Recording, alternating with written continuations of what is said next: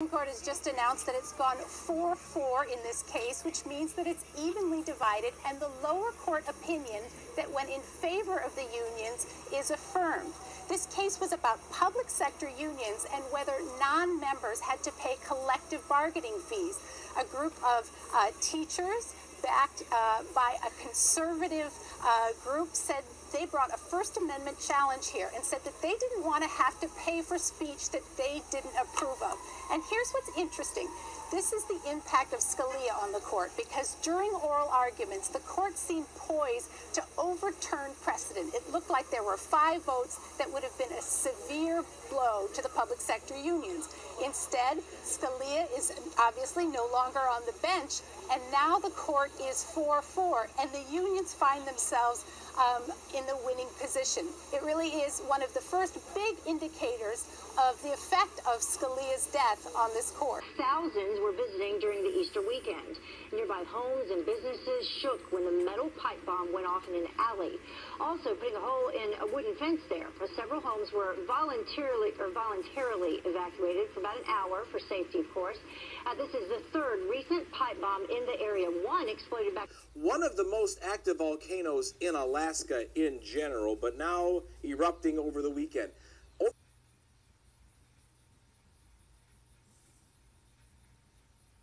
Trip to Cuba, the country's infamous former dictator Fidel Castro ripped the warming of relations between his nation and the U.S., angrily stating, "We don't need the empire to give us any presents." In a 1,500-word bristling letter titled Brother Obama, published Monday in Cuban state media, Castro, who did not meet with Obama during the visit, recounted decades of U.S. aggression against his country and told Obama to stay out of Cuba's affairs.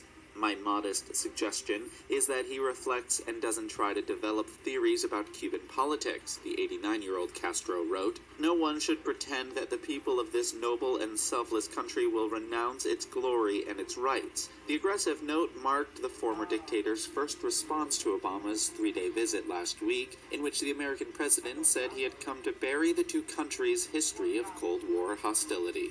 In fact, it's already here. The latest home security locks use fingerprints to control deadbolts.